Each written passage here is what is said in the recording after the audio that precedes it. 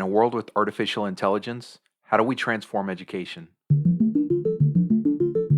Thanks for tuning in. I'm Daniel Lopez, and this is the AI Education Conversation, where we explore the opportunities, risks, and impacts of AI across education. If you'd like to join the conversation, check out the AIeducationconversation.com. Let's jump in. Happy holidays, everyone. My first episode of 2024 will be a deep dive on one of the predictions I made in the last episode of 2023. I predict that AI generated content, aka deepfakes, will become a major problem in 2024 with significant events upcoming, like a presidential election here in the United States. To ensure that you have an understanding of the projected impacts of deepfakes and how we might respond, I brought in an expert who's dedicated over 20 years to media forensics, information integrity, and understanding technologies like artificial intelligence. Dr. Siwei Lyu is an Empire Innovation Professor in the Computer Science Department at the University of Buffalo SUNY. Dr. Lyu has published over 190 reference journals and conference papers, and he also received his doctoral degree from Dartmouth College. There's so many critical insights from this conversation with Dr. Lyu. My top three quick hits being number one, there's so much we can take away from historical media misinformation on how we as individuals can combat deepfakes. Number two, social media and deepfakes is actually a very scary 1 2 punch. And number three, deepfakes are becoming more sophisticated, and there are concrete actions schools can take to prepare students for their impact. At the risk of fear mongering, I would also advise that anyone listening be mindful of any pictures, audio, and video they upload to social media, especially that with family and children, given that they can be weaponized against you by scammers, unfortunately. Deepfakes are going to be an unfortunate reality of our new world, but I'm confident that as a society, we can adapt and overcome like we have so many times before. If you have thoughts on today's episode, you can join the conversation at the AIeducationconversation.com or message me on LinkedIn. And now I bring you my conversation with Dr. Siwei Lyu. See you next week. Dr. Siwei Lyu, welcome to the AI Education Conversation. Thank you for having me here. I gotta admit to you before we really get into it, I've been bracing myself for this conversation all week just because the research that you really focus and experience in, it's a little scary to me. And I wonder if a lot of folks that you talk to maybe have a similar experience.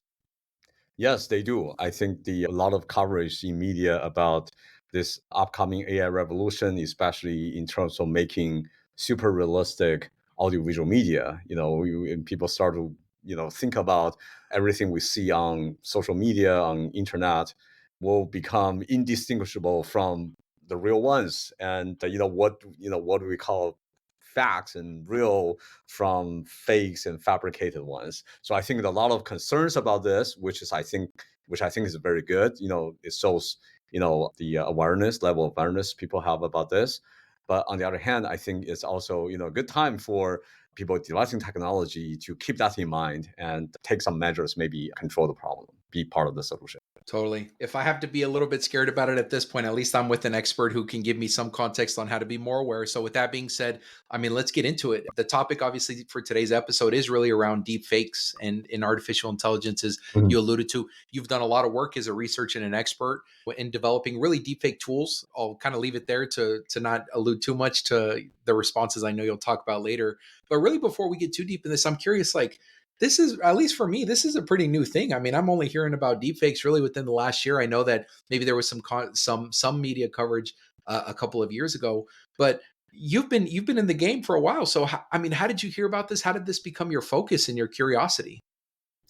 Well, actually, I started working in this research area called multimedia forensics since I started my grad school study. That was in 2001, and back then there was no AI generated fake stuff, fake contents. So mostly, I'm dealing with more conventional media manipulation. For instance, somebody Photoshop an image. We want to tell if the image is an original one or is a composite.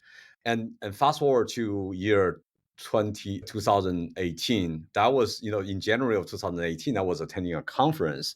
Then one of my colleagues pointed to me this new phenomenon called deepfakes.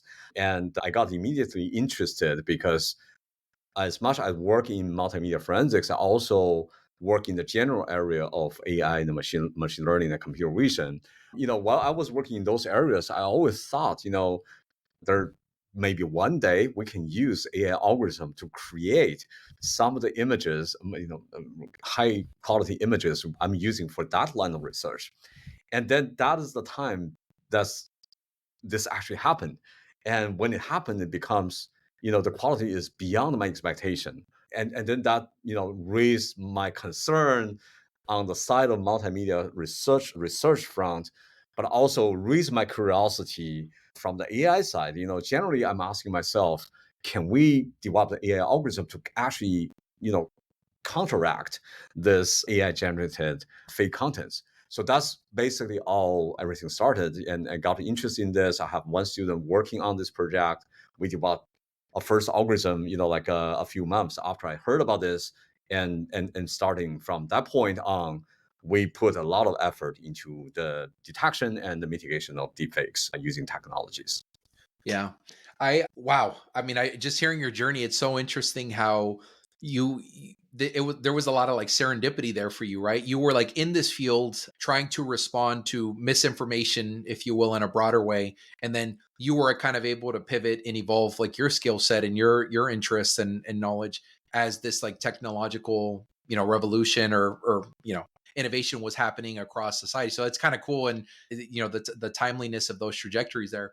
Just to make sure before we like really get into the weeds on your what you have learned here and what you would recommend for us here, I'd like to just make sure like we're all on the same page when we talk about deepfakes and really the implications here. I will briefly just say, so my experience with deepfakes has been that probably at the beginning of January when Chat GPT became like more mainstream, right? It came out about November of last year. But really for me and for I know a lot of folks in education, it really took off in January around when we had that winter break. We were able to talk about it more and see. And then about like 2 months later, I started to notice like Pope Francis donning a Balenciaga puffer jacket in this image. I'm like, oh, the Pope got swag. Like he's looking real good, right? And then you see some of these other images, and then lo and behold, you're looking at it, and then you find out in a news article or something else that didn't really happen. That was fake.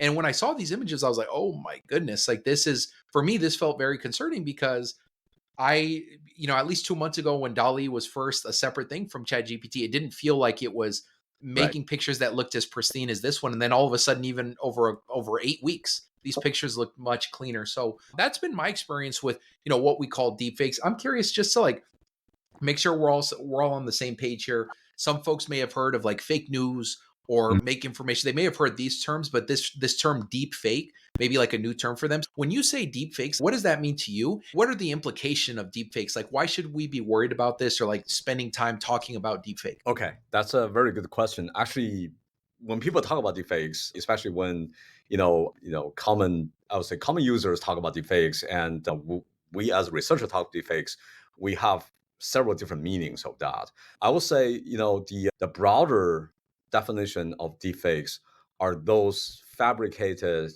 or manipulated media. Here we talk about images, audio, images, videos, and text, or any combination of that, multimedia, that were fabricated or manipulated with the help of an AI model. So it's automatic.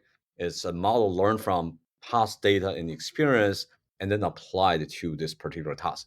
And the audiovisual media or maybe text need to look realistic and pose some challenge for the viewers, for the readers, or listeners, to tell them apart from the real content.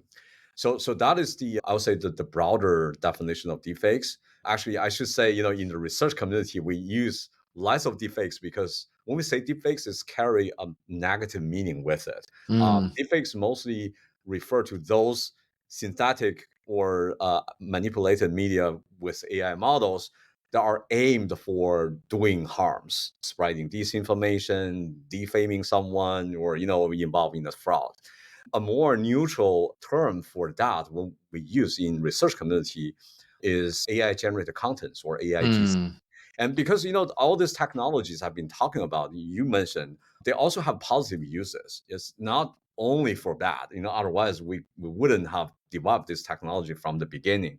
So, but I think their negative impacts is outweighing their positive uses at this moment, largely because this audio visual contents created by AI models can look and be felt like very realistic, and it's really blurred the line between what is real and what is not, and that's causing confusion and also reinforcing some of the existing biases from the users, and is in that sense it's actually pushing the problem of low quality, low integrity information on social media and the internet to a higher level. So that's why we should be concerned about that.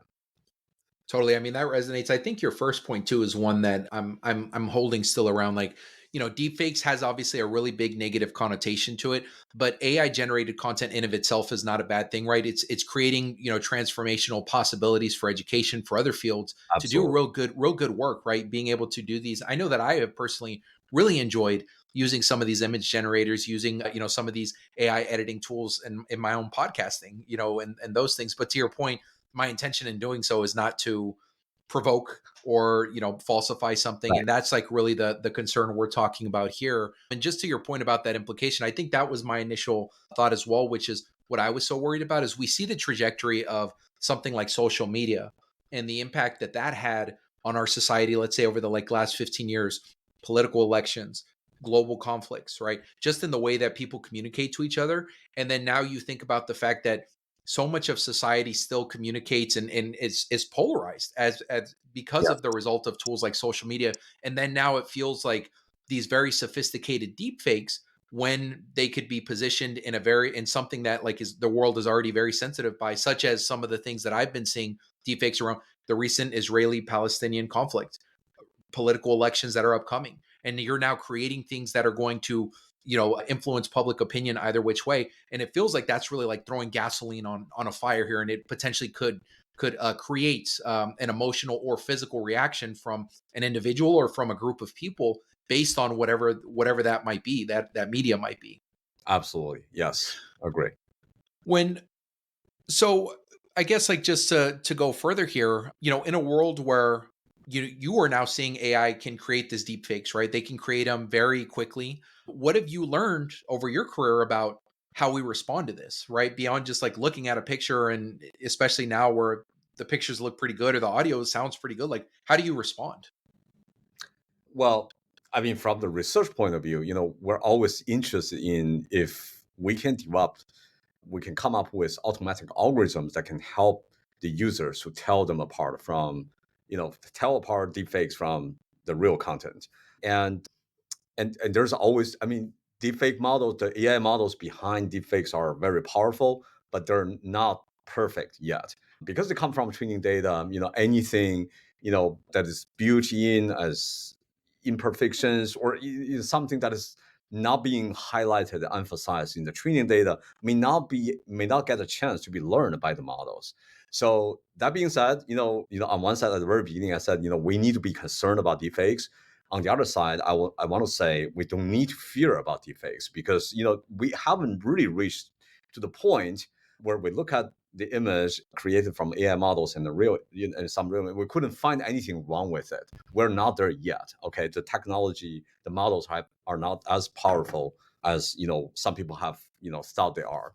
So, and actually is the situation is the other is the other way. Many of the fake images, if we actually you know spend some time, look a little bit more carefully, we actually can see a lot of artifacts there. So it's not hard to tell apart that this is not real. And I'm talking about these images, videos, and audios. I mean, you can also hear the difference, the artifacts. We call them like the artifacts, which are the imperfections from the generated models.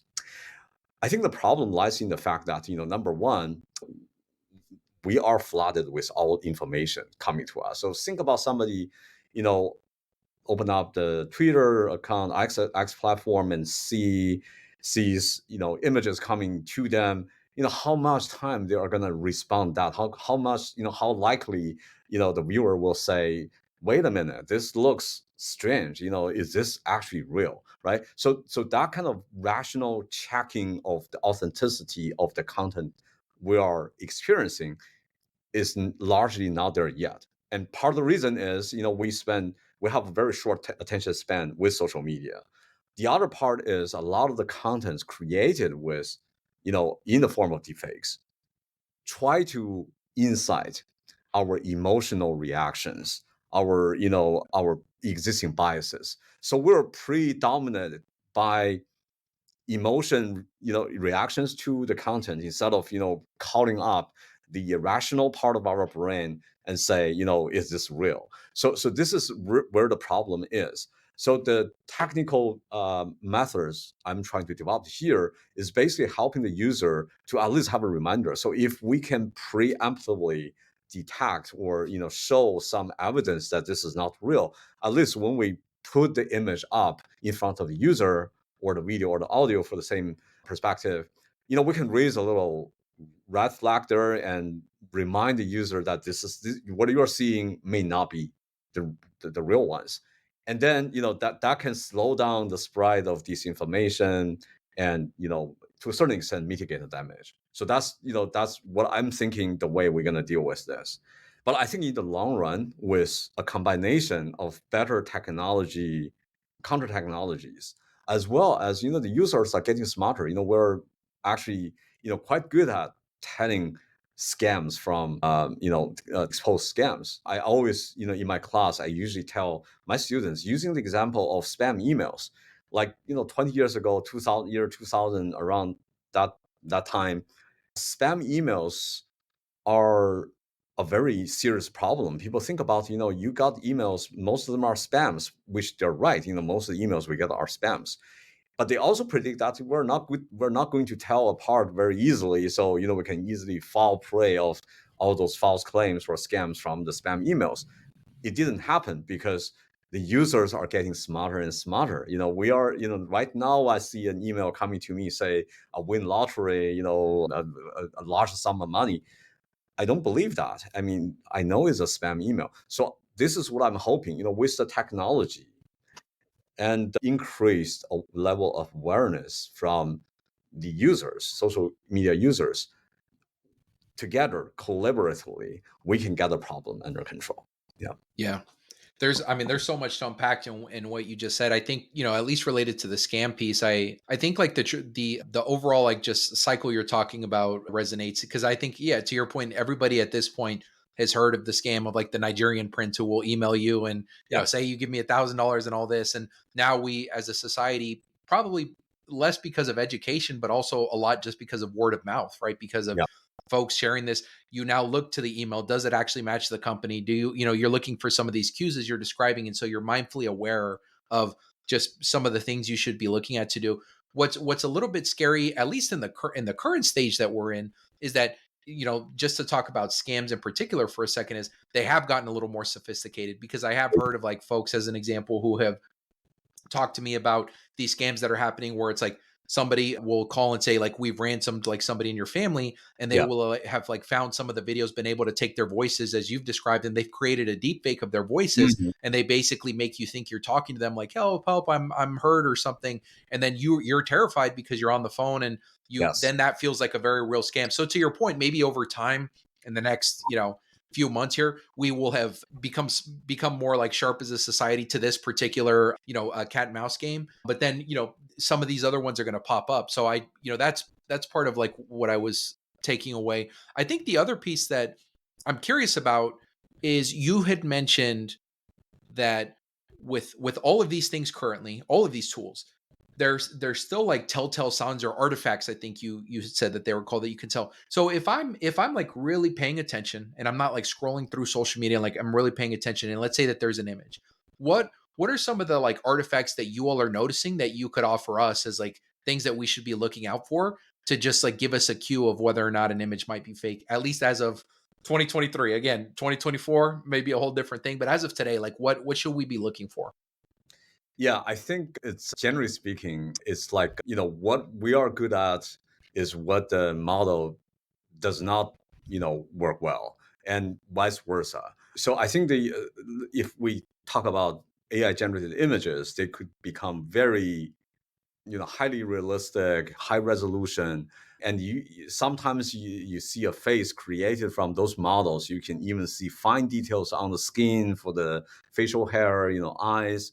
Everything seems to perfect. But they sometimes miss the obvious things, like a hand have to have 5 fingers, and sometimes you have a hand with 6 fingers. Sometimes you have a hand Mm, with a strange configuration. That is because the model can reproduce anything that's in the training data. So we feed the model, good training data of faces. But think about how many degrees of variations a face could have, right? So all the details could be easily learned by the model.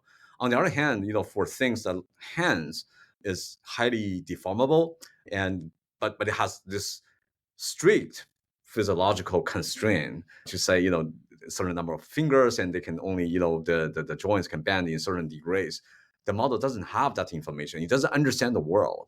It just understands data. So it learns whatever coming from data. So whatever it sees in the data that is not completely, representing a whole picture of the physical world, it would have trouble to reproduce it. And hand is a pretty good example.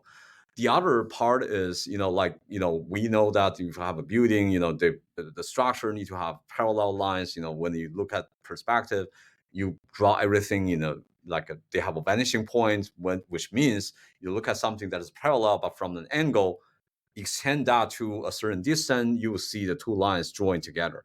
And that happens especially when you have multiple parallel structures.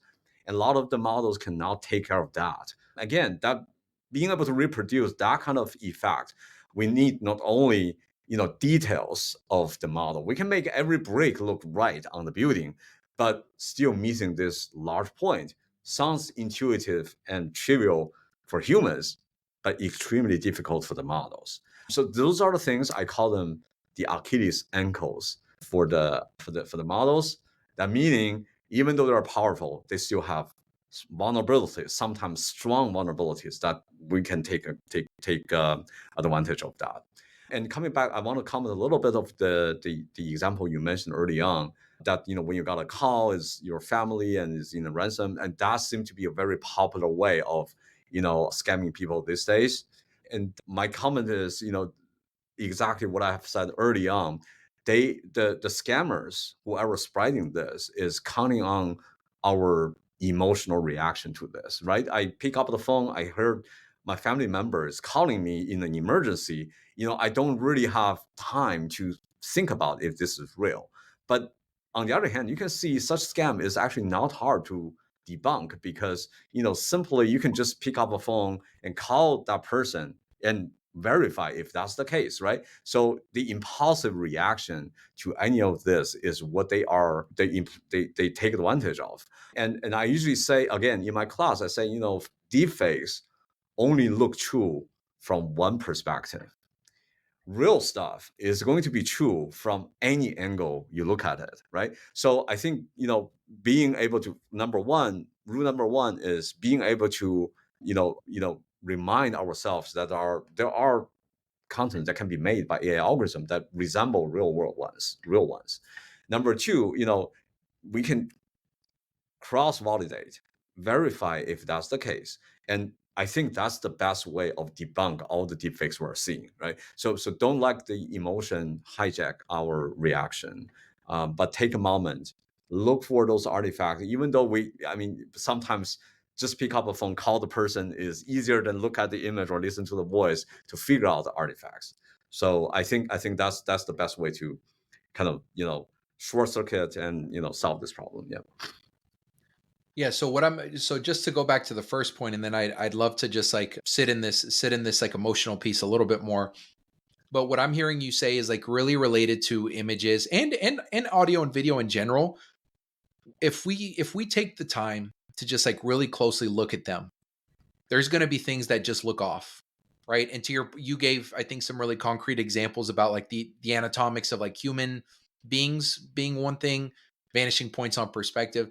But like fundamentally, I think underneath what I'm hearing you saying is just like, instead of looking at a picture for 5 seconds, if you look at it for 2 minutes, your observation or analysis of that is going to likely surface some things that just look little bit strange to you, right? Even if you can't even like pin what it is, it's gonna just feel different. Yeah. So I receive that. I think what I'm also hearing you say, which I think is definitely true, and I think what makes deepfake so scary, at least at this point in 2023, the fact that we have this plus, as you've described, a distribution network across the world, which essentially encourages you to not be mindful and be emotional and like Yes. social media, right? And those things. And that really is like the maybe the 1-2 punch that makes deepfakes feel very scary, at least for me, at this moment.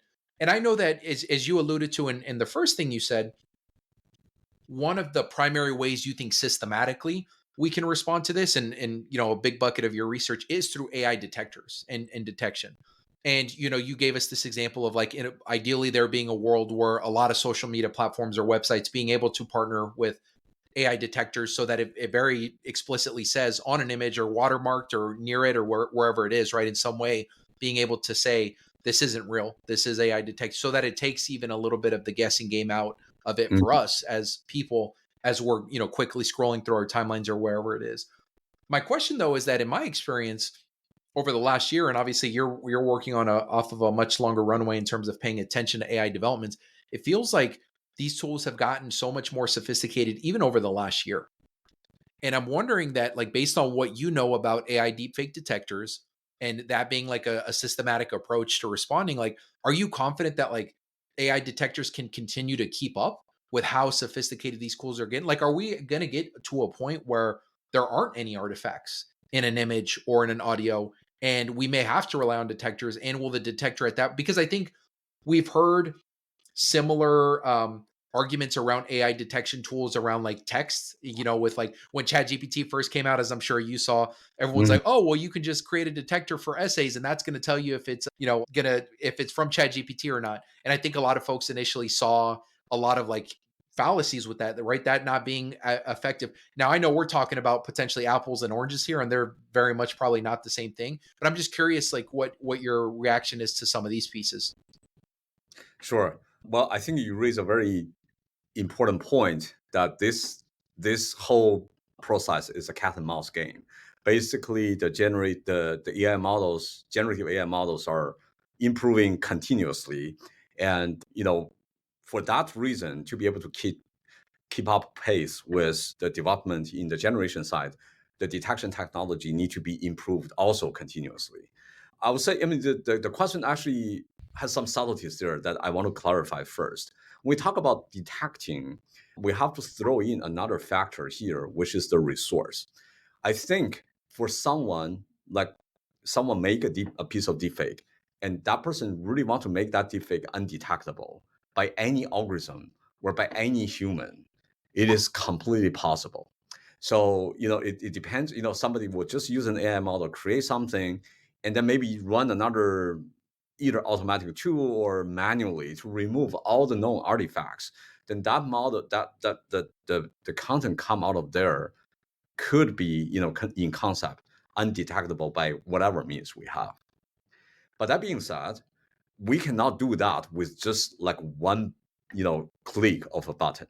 So I think for me, the detection algorithm is mostly focusing on those, I'll say raw deepfakes, which means somebody just throwing into the model and just harvest whatever come out of the model without doing anything in addition.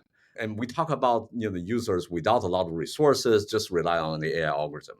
So I think that the answer to that question is really crafted deepfakes, probably very hard to detect. But who's gonna make that? Because Mhm. for a piece of video, you're gonna spend 3 hours making that, and it's a 30-second video. That probably doesn't, is not very cost effective. So we're trying to stop the general trend. But on the other hand, you are also right that the general trend is improving. Even the things we directly take from as an output from the generation model today is way more better than a couple months ago, and this trend is going to be continued in the future. So I think the detection algorithms are relying on also continuously learning from the new samples coming from the models. So our belief is that the model, but just data driven model, there's certain limit that there are something that you will not be able to learn with even the largest data set we have at hand at this moment. And those are the things that detection model can take advantage. The other thing is that detection model may also take, I mentioned the interpretable cues, like, actual fingers on the hand, or, Hmm. not matching vanishing points. Those are interpretable, explainable cues of deepfakes. But there are a lot of things that are not necessarily explainable to humans, but still can be picked up by algorithms. So many of the algorithms, I would say the most effective algorithms, are actually based on some of the features not directly understandable by humans. This is, but they were, these features come from the fact that, a real image, for instance, come from the fact that you have a camera, and that camera capture that particular space and time in the physical world, and can, reduce that into a signal. The AI generated image does not have that real world correspondence. It's created completely by some other mechanism, but just look like a real video, right? Look image. So underneath the signals, there are some statistical characteristics that differ them from one source to another. And the algorithms usually look at that almost the same way as we use X-ray to see through human body. So not necessarily visible to human eyes, but using special kind of tools or lens, you'll be able to see that differences. And that's how the algorithms are being developed. So in that sense, I would say, we're at least not on the losing end of doing this. It's still, keeping up with. But the last subtle point is, I think the AI generated model, because I mentioned AIGC is not only for, malicious purposes. There may be a day, sometime in the future, detection will become sort of irrelevant, because everything we're seeing on the internet, at least a large majority of the models we're seeing may become AI generated. For instance, Nvidia and Apple and a bunch of other big companies are actually researching techniques for advanced video compression using AI models. So right now, what happened is, you and I are in this Zoom call, video call. It is my camera taking every, capturing lights in my office and represent that as a continuous stream of images, and send to the internet, over the internet, to your computer, and then your screen display what is captured by the camera on my machine, and vice versa for your case. But that actually eat up a lot of the bandwidth, because we need to transmit, even we can compress the data a lot, but we still transmit real images, real information, a lot of information on the internet. So the next generation of video compression will be like, instead of, capturing my actual image, what is being done on my side is my camera take the image and represent that in an AI model of my face, which can be saved more efficiently, and send only that small parameter, set of parameters of the model to your computer. And when we set up this meeting, I agreed, for instance, that you can use the AI model of me on your computer, and then that model take the parameter, will redisplay my face by, decompressing the data with the model. And you also have the flexibility of showing me not only in my office, but we could, think about the VR world. We could facing each other, sitting down in the cafe, right? Actually, like real person meeting with each other, and that's all represented by this AI model. So what I'm saying is, in the future, there may be a day a majority of everything we're seeing are AI generated. So to tell this is AI, this is not, may not be as relevant.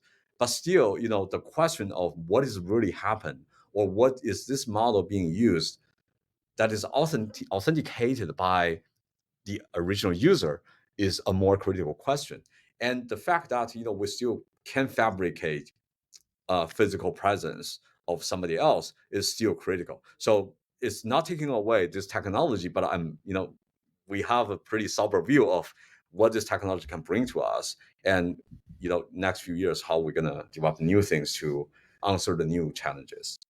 Ooh, I think the picture you painted there is, I don't know if I'm ready for that world yet. I got to mentally prepare for that one too, right? This world, and I, to your point, I think we're getting there in some form in the future. This idea where, our image and our likeness, as you've described, is being taken, and it creates just different possibilities for folks to like engage and connect through avatars or through other things, which some ways exciting, in some ways just so much further than where we are right now. I I think don't, if I, I'm oh, go ahead. I'm just saying, we don't need to worry because by the time that it become a reality, our ability to understand, we have a much better understanding of the situation. And as the case of spam emails, we grow more, sophisticated and have a better response to this kind of situations. So I don't really worry too much. I think it's of concern, but I don't worry too much about, this whole situation going out of control. Yeah, I think and one of the questions you raised also like really just clicked for me, this idea you were describing of like at some point it's just going to become less important whether or not it was done by AI, and whether like just trying to verify it in of itself. And I'm like, yeah, that makes sense, right? Because we currently still live in a world where folks try to exaggerate certain world events or elections or whatever it is using whatever mediums they have. And currently we're not always asking the question, whether or not this was AI doctored or not. It's more the question of like, did this actually happen or not? And so what I'm hearing you say is we'll kind of hit the status quo where when there's such a proliferation of medium using AI in just all different facets, that we then kind of hit that medium, that equilibrium again, where it's more about still trying to interrogate whether or not those things, those images are actually real, whether or not they were created by it. Also has gotten me thinking. So I know that I was able to catch like one of your online lectures too. And I think this might have been what you were saying earlier around, for lack of a better word, like polluting the training of the model, right? Through like small things that the AI understands. And I've actually been able to learn a little bit more about this myself just through articles that have come out. I don't know if it's exactly the same thing, so maybe you can clarify this for us. But I know that there was talk around this thing called Nightshade that artists were really using as a way to respond to, big companies that were essentially like sucking up all of their like images, their life's work, and they were responding to that by creating these like arbitrary pixels that will confuse the models. Yeah. But obviously, to the naked human eye, you don't see anything. So is that what you were referring to earlier about like polluting the models and how that will create an impact for like AI deepfakes that it won't really impact our experience at all when we're looking, but it will help to create a hurdle there. Is that kind of like what you meant? Yes, that's a point I made to do something beyond passive detection and be a little bit more preemptive. And I think the purpose there is to protect. When you talk about the specific setting of artists, concerned about their artwork being used without agreement, without consensus. I'm also concerned about privacy. We put up a lot of media of ourselves, images, audios, and videos, and we at this moment we have no control over somebody grab those data and start to train a model of us and use them in ways that we're not intended to, right? At least we're not agreed to. So so that's the idea, is to again put into this latent markers into our data, which is not visible to human eyes directly, but they will cause trouble for, either training the model, or after the model is trained, synthesize new samples. Or they could create perfect samples, but we can have something like a watermark Mm, existing in the synthetic samples to say this come from a model that's trained in my using my data. So at least, we can hold whoever is doing this accountable, or make their jobs a lot harder, so that we can slow down the whole process of, making deepfakes, spreading deepfakes, and causing effects. yeah. And I think your earlier point, like really, resonated for me as well. This idea you mentioned around like with tools like detection, with tools like, Nightshade or whatever, whatever version you're using to pollute. Really the goal is that that's capturing like 90% of this stuff. But there's always going to be that, that 10, that 1% that is much more sophisticated. But like the capacity of like individuals to do that is probably very limited. We are probably talking about organizations now with that kind of bandwidth. And the idea is probably that there's other organizations in the United States or in other countries that also have the resources and other tools that we probably don't need as mainstream society to like combat those. So just like the nuance to that really made sense to me there. Let's like really take this now and like ground in the specifics of schools. When we think about our young people today, students that are in high school right now experiencing a lot of this for the first time, when we think about just like AI deepfakes, their impact, and the types of things that we could be either teaching our young people or like tools that we could be exposing them to. Like, how do you think in general that schools should be navigating this world of deep fakes? Like, what are things that they could do at the school level, or what are things that they might encourage students to do at the individual level to just like respond and from their vantage point? Yeah, I think that's a very good point. I'm a parent of teenagers, so while I was working in my research, I constantly asking myself the same question. What we can do better to help our kids to understand the situation here and be more responsible using the technology. I think when they grow up into adulthood, and that will be a time when AI models, in particular generative AI models, are going to be more widespread and become part of their everyday tool they will use, right? So Hmm. it's like, I mean, in terms of this, it's almost like a driving, right? So it's something, it's a skill you need to learn. But at the very beginning of learning this, we need to let them know to be at least very aware of the the benefits, but also the potential negative impacts of doing this if they are not doing this responsible in a responsible way. So in my opinion, I think number one is we probably can augment the current science and technology curriculum in schools to incorporate more about the recent development in computer science, artificial intelligence, and the generative AI. And I think not only for particularly the issue of deepfakes, but just for their general understanding, this is going to be part of their life and it's already happening. And they should learn this the same way as they learn physics and chemistry and biology. On the other hand, I think this is also a good way to expose them to this topic. Generative AI deepfakes using in the right way could be a very effective education tool, and they now get a tangible understanding of what AI models can do and how they do it, and that will encourage them to be more interested along this career path. Now, talking more specifically about deepfakes, I think the focusing more on the negative side, I think number one is increase this awareness, and at the very beginning, make it clear that the same technology can be used for some innocuous purposes, but could also be misused for some bad intentions. And then I think while we were teaching them how to maybe take advantage of this technology, every time we introduce new technology, we need to make sure that they use it in a responsible way. I think like ChatGPT, for instance, I use it. This is more of a relevance for the schools right now, right? I mean, you should never use ChatGPT to come up with complete an essay or a statement or answer a question, right? You can use, in my opinion, ChatGPT is a tool. It's almost like a typewriter, right? So you don't want to write everything with your hand. You can use the typewrite things, but you should not, just let the AI model to be on the driver's side, and you just, the student just, you know, don't do any work. That is against the very purpose of introducing this. So make sure that they understand the responsible uses. What is the right way to use this? What is not? And I think particularly for deepfakes is additional layer of being cautious, right? So they are all bombarded with social media more than the adults, right? I Hmm. think my Oh kids yeah. using social media, TikTok, Snapchat, Gram, a lot more than I do.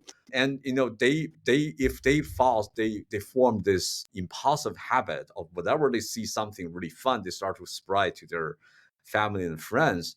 That is making them part of the problem, but them to be part of the solution. So I think this high level of awareness, deeper understanding of the technology, and a more clear understanding of the responsibility they have doing this will help them to say, next time seeing something interesting, hold on for a few moments, check if this is real before you touch that retweet button, right? And also in this way they protect themselves. And again, if they got a call from their parent asking them to do something out of the way, if they understand that there are people who can simulate their parents' voices and do with bad intentions, their reaction should not be say, yes, I'll be there, but instead they will hang up and pick up the phone, call their parents directly, maybe share a passcode between them, asking for something that only the parent and them know, to make sure that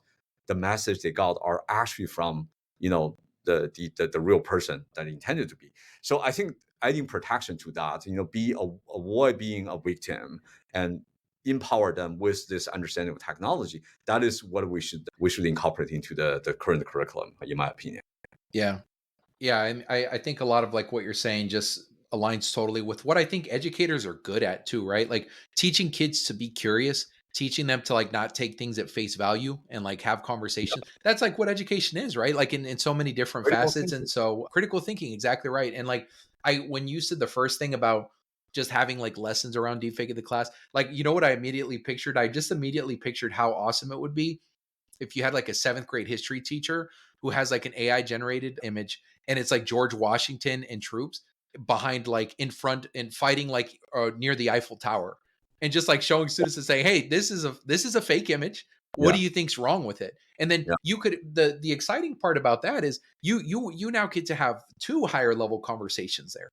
You get to Yes. have a higher level conversations around the deepfake, and then you also get to have the higher level conversation around like why this wasn't the setting for the American Revolution, right? And so Right. there's some really just fun ways, as you were alluding to, that you can use some of these images for like learning in a way that is engaging and exciting for our Absolutely. young people. Absolutely. And the other way, I think a positive use of this is a way of expression. My kids they explore the use of AI models to create images that, you know, they have this idea. They want to see something quickly, and anything that is visual is always better, to build from. So it can become a very powerful tool for creativity and originality. I think, again, reinforcing my early message, the technology itself is neutral. It depends on who's using it with what Hmm. intention, right? Hmm. So if we use it for the good ways, it could become a very powerful, useful tool for education. But we should also be aware of the the potential negative consequences of misuses. And if we do that, we achieve a good balance, and we train our kids to be a more responsible netizen on social media. And in their future life, they will be more capable and confident dealing with a situation like this. Okay. Well, you have successfully over the course of this conversation lowered my blood pressure around deepfakes, and I'm feeling a little bit better about our ability as a society to respond. I'm really hearing you say again, lead with curiosity, lead with awareness. Like if you were just taking time to like be aware, it seems like in a lot of cases that is going to help you either whether you're scrolling through social media and looking at these things or you're having conversations with their young people in class. So let me transition from that conversation a little bit to also just ask you as someone who has learned about, just explored AI for a much longer time than just this past year with ChatGPT. Like, what excites you about AI? As you think about either what we can currently use it for or in the future, and what scares you about it? Well, I think, as a researcher in AI, I have research work in core AI areas like computer vision, which makes computers see things the way as humans, and also machine learning, how computers learn. We want them to learn to as humans. I think that there are a lot of exciting opportunities for the most recent AI technologies to help us in the near future. I just one very interesting and positive use of the generative AI technology we talk about. We talk about people use them with fraudsters, use them to make deepfakes, but there are very positive use of the same technology to help us. For instance, I recently read about there was a startup company making deepfakes of, well, I shouldn't call deepfakes, but videos of some real person. It could be a celebrity of someone, and make that person videos and making interactions with autistic kids. So Mm, because a lot of times, the kids with autism have trouble interacting with strangers. Now, with this kind of AI generated model, we can personalize, tailor that message and make it work with individual patients to improve, to help them to be, more to be better, to improve their conditions, right? And same thing happened for stroke patients. Stroke patients, or I'm talking about, older adults suffer from stroke, lose their speech ability or dementia, forget about things. And there are AI tools that, either say things in their normal voice. So when they are not being able to clearly making sounds, the AI models can correct that using their normal voices, previous normal voices. So reduce a lot of stress from the caregivers. Or, showing them, remind them things using their own voices. So slow down the dementia process, right? So there are many, many good positive uses of the technology. And that's really make me exciting, because that's exactly the initial intention of developing this research area to help people. But what scares me is the fact that we're using it's like, we're like, green hand driver, and we're now driving a sport car. So it's very powerful, and we do not fully understand the potential of this technology. And sometimes we become a little reckless, and Hmm. just for the speed of it, push on the pedal too much. And I think, this is when, I scares me a little bit that we haven't got a full understanding of what it can do, and potentially any, unintended harmful effects, side effects will come out of this. And those are the things, as a researcher, we're trying to, look into, pay more attention to, and, develop something that will, at least, mitigate those harmful effects, and if even better, remove them, reduce them from the original design of the models. So I think, it's an exciting field, but, again, we should always be very, keep a balanced view of it. Yes. Yeah, I mean, we're this year has been the 17-year-old behind the Ferrari, as you described, as it relates to AI. So, yeah, Yes. hopefully we can just continue to get sharper, become more aware and mindful about these tools, and Yep. start to set some of those guardrails. In addition to being very excited about, their use cases and the potential there. So, last question, just wanted to give you some space here. If folks are really excited in the research, the things that you've shared today, how would you recommend that they connect with you or learn more about your work? You can always contact me by my email address, and you can Google my name, and it will show up on my webpage. Yes. Sounds good. Okay, Dr. Siwei Lyu, thanks so much for your time today. Really appreciate your insights. It's my pleasure. Thank you for having me.